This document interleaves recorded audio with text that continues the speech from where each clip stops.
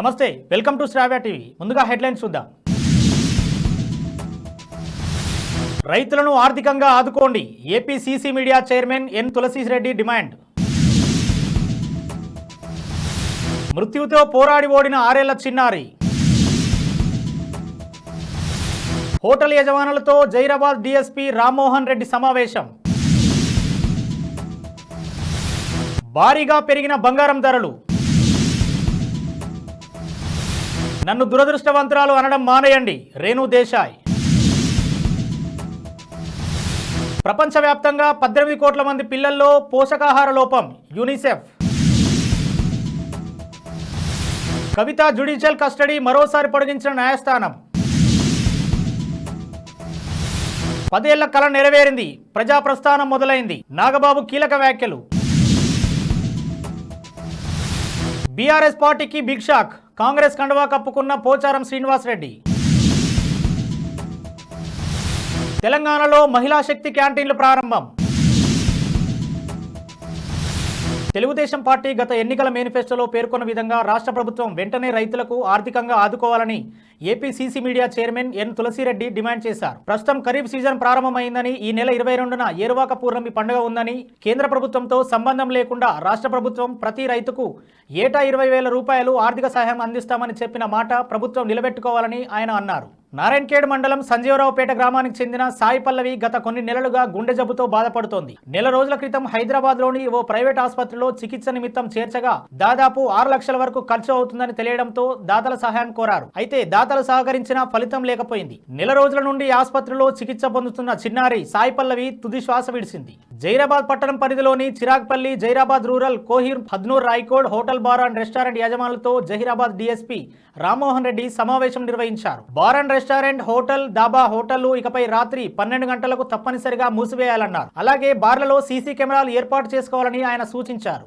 ఇటీవల స్థిరంగా ఉన్న బంగారం ధరలు ఇవాళ భారీగా పెరిగాయి. హైదరాబాద్ బులియన్ మార్కెట్లో 24 క్యారెట్ల పసిడి ధర 10 గ్రాములకు 800 రూపాయలు పెరిగి 73,250కి చేరింది. 22 క్యారెట్ల గోల్డ్ రేట్ 10 గ్రాములకు 750 రూపాయలు పెరిగి 67,150గా ఉంది. అటు వెండి ధర కూడా కేజీకి 1,400 పెరిగింది. ప్రస్తుతం కేజీ సిల్వర్ రేట్ 98,500కు చేరింది. తెలుగు రాష్ట్రాల్లోని మిగతా ప్రాంతాల్లోనూ దాదాపు ఇవే ధరలున్నాయి. భర్త వదిలేశానని తనను దురదృష్టవంతురాలిగా పేర్కొనడం ఎంతో బాధిస్తోందని నటి రేణు దేశాయ్ అన్నారు. అందంగా ఉండి మంచి పిల్లలు ఉన్నప్పటికీ మీరు అన్లక్కీ అని ఓ నెటిజన్ కామెంట్ చేశాడు. దీనికి ఆమె స్పందిస్తూ, నాతో ఉన్న వాటితో నేను సంతోషంగా ఉన్నా, లేని వాటి గురించి బాధ లేదు. విడాకులు తీసుకున్న వారిపై, వితంతువులపై ఇలాంటి కామెంట్ సరికాదు. వ్యక్తిత్వం, ప్రతిభను బట్టి వారితో ప్రవర్తించాలని రిప్లై ఇచ్చారు. బులెటిన్లో షార్ట్ బ్రేక్ తీసుకుందాం.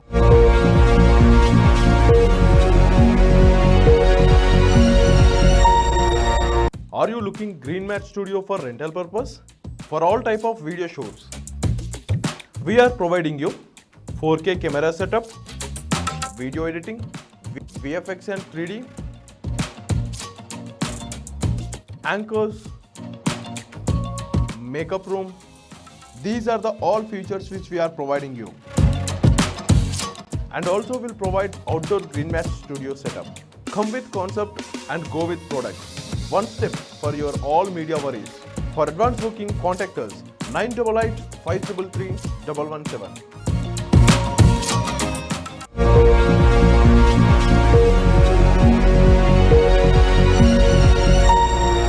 Welcome back. పోషకాహార లోపంతో బాధపడుతున్న చిన్నారుల డేటాను తాజాగా యూనిసెఫ్ విడుదల చేసింది. ఈ డేటా ప్రకారం ప్రపంచవ్యాప్తంగా 18 కోట్ల మందికి పైగా పిల్లలు పోషకాహార లోపంతో బాధపడుతున్నారని పేర్కొంది. ప్రతి 4 పిల్లల్లో ఒకరు తీవ్రమైన ఆహార పేదరికంతో బాధపడుతున్నారని తెలిపింది. ఈ పట్టికలో ఆసియాలో ఆఫ్ఘనిస్తాన్, భూటాన్ తర్వాత భారతదేశం 3వ స్థానంలో ఉంది. ఢిల్లీ మద్యం పాలసీ కేసులో అరెస్ట్ అయి తీహార్ జైల్లో ఉన్న బీఆర్ఎస్ ఎమ్మెల్సీ కవిత జ్యుడిషియల్ కస్టడీని రౌజ్ అవెన్యూ సిబిఐ ప్రత్యేక స్థానం మరోసారి పొడిగించింది. కవిత కస్టడీని జూలై 7 వరకు పొడిగించింది.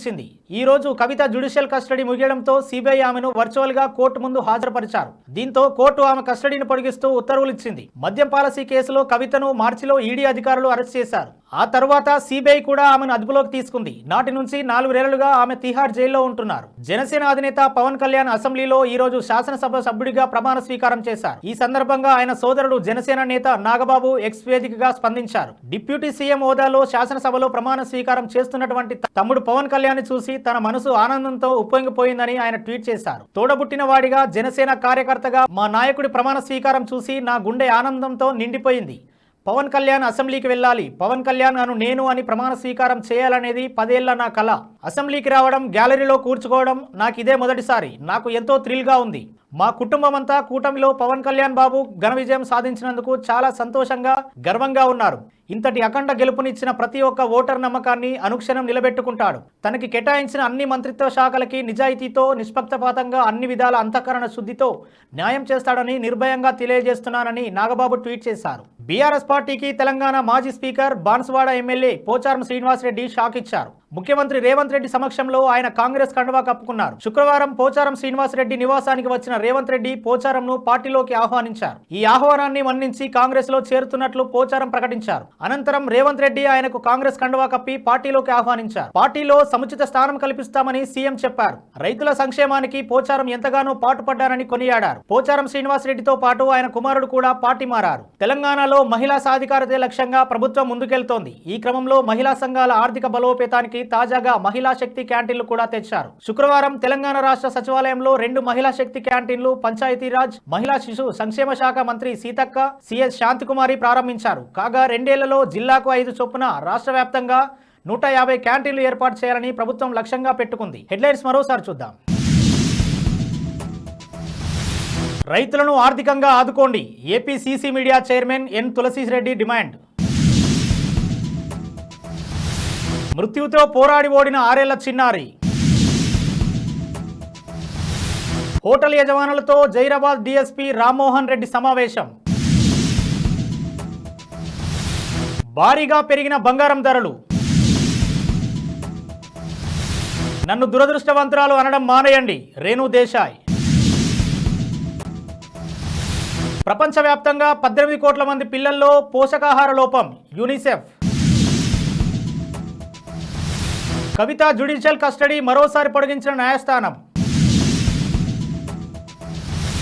10 ఏళ్ల కల నెరవేరింది, ప్రజా ప్రస్థానం మొదలైంది, నాగబాబు కీలక వ్యాఖ్యలు. బీఆర్ఎస్ పార్టీకి బిగ్ షాక్, కాంగ్రెస్ కండువా కప్పుకున్న పోచారం శ్రీనివాసరెడ్డి.